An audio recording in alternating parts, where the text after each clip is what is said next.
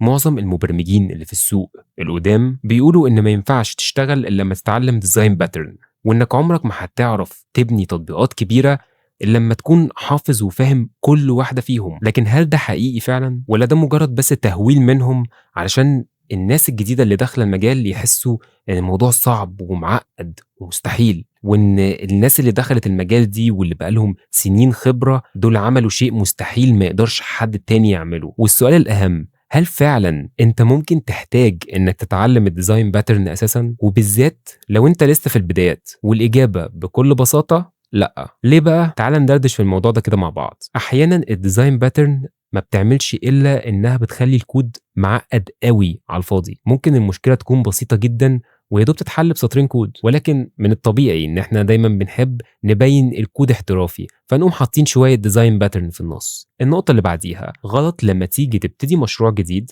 تقوم انت مفكر في الاول انا عايز استخدم الطريقه الفلانيه من الديزاين باترنز ودي ودي ودي وهكذا، ولكن الصح انك تكتب الكود الاول وتشوف المشكله اللي قدامك شكلها ايه، ولو ظهرت مشكله معينه بتستدعي فعلا استخدام ديزاين باترن معينه، يا سيدي استخدمها. انما تروح تستخدم لي ديزاين باترن من قبل اصلا ما تواجه مشكله، دي فزلكه مش اكتر. النقطه اللي بعد كده، خليني احكي لك موقف حصل لي كده. كنت شغال على سيستم اشتراكات بسيط جدا، مستخدم بيدفع اشتراك شهري ثابت وخلاص، بس على كده. وانا بكتب الكود قلت طب ما يمكن نحتاج اكتر من طريقه دفع مثلا، ومش يمكن نحتاج نظام للخصومات، ويمكن كمان بعد كده العميل يطلب ان احنا نخلي الاشتراك دايناميك بناء على شروط معينه، مع ان الحقيقه ان العميل ما طلبش اي حاجه من الحاجات دي. رحت عامل ابستراكشن لطرق الدفع، وعملت نظام كامل للخصومات، وبنيت نظام بيسمح انه يتعمل له سكيل في المستقبل.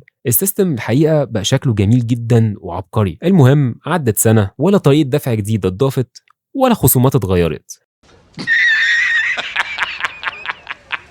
لكن اللي حصل فعلا ان الكود بقى معقد. اي تعديل بسيط بقى محتاجين نفهم سيستم كامل. اي واحد جديد كان ناوي يخش الفريق كان هيحتاج شهور علشان يفهم الكود بس. ولما احتاجنا نضيف فيتشر جديدة فعلا اكتشفنا ان النظام الحالي مش مناسب ليها بشكل كافي. خلاصة اللي اتعلمته من الموضوع ده، مش غلط انك تفكر في المستقبل، لكن غلط تبني سيستم بناء على احتمالات نسبة حدوثها تعتبر معدومة. النقطة اللي بعد كده، اللغات الحديثة بقت بتدعم حاجات دلوقتي عبقرية وأساليب أفضل بكتير من إن أنت تروح تستخدم ديزاين باترن فات عليها سنين. فبدل ما تروح تحفظ لي كل الديزاين باترنز اللي في الدنيا، ركز على فهم لغة البرمجة كويس، كتابة كود واضح، ولما تيجي تحل المشكلة حلها بطريقة مباشرة، بلاش لف ودوران وديزاين باترنز والحاجات دي، لأنك طبيعي ممكن تحفظهم كلهم، لكن لما هتقابلك مشكلة بسيطة هتلاقي نفسك تايه. النقطة اللي بعد كده، الإفراط في استخدام الديزاين باترن بيخلي الكود معقد مع الوقت، خصوصا لو انت شغال مع تيم. ممكن شغلك يبان شغل محترفين،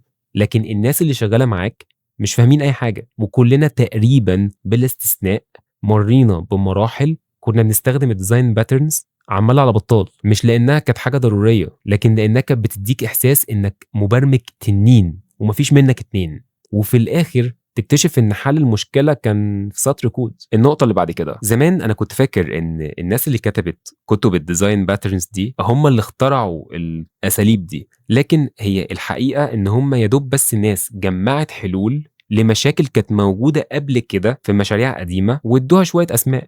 يعني هي مش شيء مقدس، هي شويه طرق بس عشان تحل مشاكل معينه فقط. وده معناه ان مش كل مشكله لازم تتحل بنوع من انواع ديزاين باترنز، وممكن تظهر مشكله جديده مش مناسبه ليها اي ديزاين باترن معروفه. ده زائد كمان ان ساعات بنستخدم ديزاين باترن معينه من غير ما نعرف اسمها اصلا.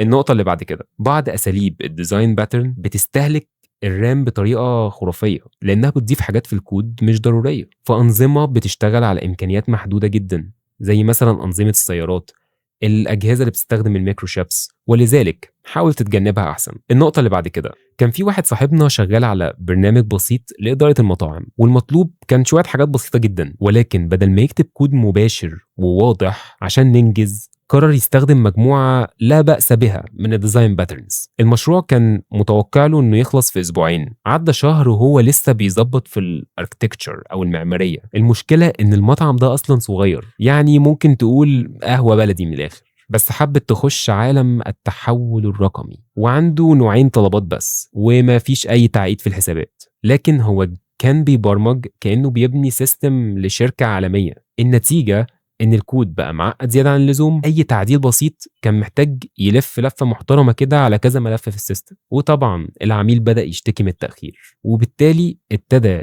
مبرمجين تانيين يضطروا يخشوا علشان يبسطوا الكود عشان الدنيا تمشي. المشكلة مش في الديزاين باترن نفسها، المشكلة إننا استخدمناها في المكان الغلط. مثلا زي اللي رايح يستخدم RPG علشان يصطاد عصفورة.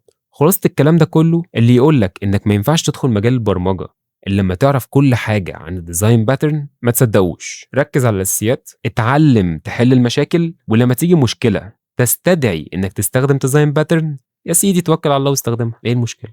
وأخيرا دايما خليك واثق في نفسك وهتوصل بإذن الله. ولحد هنا خلصت حكاية النهاردة، واشوفكم في الحكاية اللي جاية على كودكس لاين، والسلام عليكم.